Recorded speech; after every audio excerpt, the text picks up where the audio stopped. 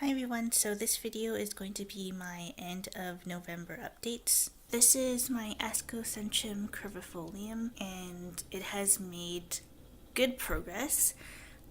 So the first time since I bought it maybe 2 years ago I think, it's put out a new root, so that's very good. This is my Vanda cristata and it lost 2 leaves on this keiki here. What happened was it turned yellow and just kind of dried up, so they fell off. The rest of the keiki seems to be fine though. This is my Chelonistele sulphurea and it's pushing out a ton of new growth, so that's good. And here's a view from the side. Oh, also I put it in this glass container to prevent this from falling over, so that's been helping a lot. This is my Phal NOID, my birthday phal. This spike is progressing nicely. Also, I just tied the spikes up just to bring it in a little bit, just because I have no room here. And I finally had a chance to put my Rynchorides Bangkok sunset into water culture. I'll be watering this tonight. So far, I haven't seen any activity on the plant, but otherwise it seems okay. This is my Masdevallia NOID, and it for sure has a flower spike. So it's in bud right now. There's just one bud. I waited, I think, about 2 years for this one, so I'm very, very happy. So yeah, when it blooms, hopefully it doesn't blast. I'll do a bloom video on it. This is my RLC little Toshie, and it's in bloom again. Alright, so I've been able to bloom this twice, so I think my next goal would be to get multiple growths so I can get multiple blooms. This is my Dendrobium NOID, potentially kingianum, and this latest growth, it did dry out, so it didn't really fully mature. This is my Ascocentrum pusillum, and it still has that new leaf there. It's still super tiny, but trying to grow it. I haven't talked about this one in a long time, I think.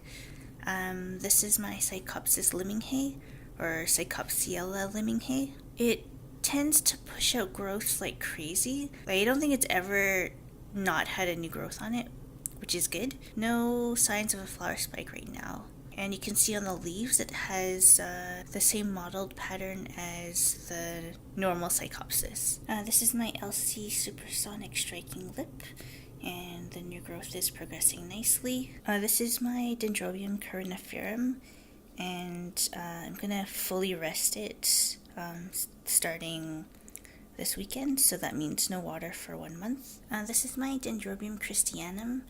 I took it out of semi-hydro and put it in some damp moss on top of this heat mat. When it was in semi-hydro, it wasn't improving even though it was on top of this heat mat. The little green growth, which I had mentioned before, is now gone, so it's not doing well. Hoping to recover it, but I'm really not sure if it will recover. So this is my Cattleya dormaniana. The new growths are growing very slowly, but I have a new root, so that's great. So this one and the one on the right there is my Dendrobium longicornu. Currently, there's nothing going on. I'm just trying to keep it moist to encourage root growth. This is my Dendrobium virgineum, and it's been pushing out a lot of new root tips, so this one is doing really well. Now that it has roots, I'm probably going to move it on one of either the bottom shelf or one of the shelves in the other room. It's not very tall, so it doesn't need to be on this shelf. So this is my Dendrobium Sherry Abe, and this is the latest growth. These are the leaves. Not as good as the previous growth, but it's better than nothing. Quite tall, but the pseudobulb is not that thick. This is my Dendrobium scabrilingue. I think it's supposed to have a rest period, but it seems like it wants to keep growing, so I'm just gonna water it normally. This is my Phalaenopsis javanica, and that's the latest leaf. I'm hoping it can get bigger. To be honest, I've been kind of lazy with fertilizing because it is starting to be winter time soon, so I wanted to slow down, but I'm noticing it's affecting some of the plants that are more consistent growers, so we'll see if this improves. This is my Phalaenopsis, cornu-cervi, chattaladae. Same deal. You can see there, this is the latest leaf, but hoping this can get bigger. So this is my Chysis limminghei. From my understanding, Chysis usually have a sort of rest period in the wintertime and lose some of their leaves. This one has 3 new growths, so that's definitely not going to happen. I'm just going to keep watering it like I do in the summertime. This is my Onithochilus deforme. It didn't make it. The leaves are still green, but I don't think it can survive, so I removed it from the heat mat. Disappointing, but not that surprised. It was super floppy when I got it, so I mean, I did the best I could, but that's that. If I run into this again, I think I will try again. This is my Pedangus dactyloceras, and it has a new leaf growing in the middle there. This is my Chysis levis. The leaves on this pseudobulb are yellowing, so it is starting to go into some sort of rest period. The problem is this pseudobulb is pushing out some new roots, so I don't want to keep this too dry just to encourage more root growth. So I'll keep it kind of damp. And as you can see, I have a problem with fungus gnats, dealing with that, but yeah, that's the update on this plant. This is my Catasetum gladiatorium crossed with Catasetum barbatum, and it's maturing its flower spike nicely. This is my Phalaenopsis subhericii. Not a whole lot going on, but I think you can see right there, it's just starting to push out a new root tip. So that's really good progress. That means it will grow. So this is my Sophronitis cernua.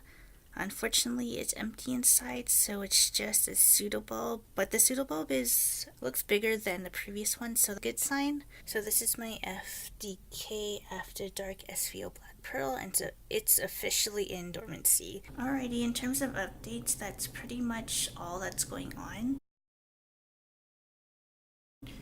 So not very much. In addition to that, I did end up giving 3 plants away. I gave away the RLC Village North Green Genius.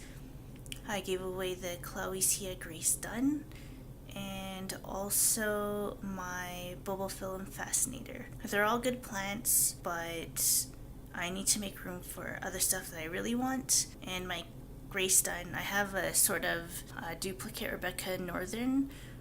They're not exactly the same, but they're very similar that I would consider this a duplicate, so that's why I gave the Grace Dunn away. But the Bulbophyllum and Village North, I don't like them enough to keep them. So that's why they're gone. They're not bad plants, I just prefer something else. So yeah, not a very long video, but thank you for watching, and I'll see you next time. Bye!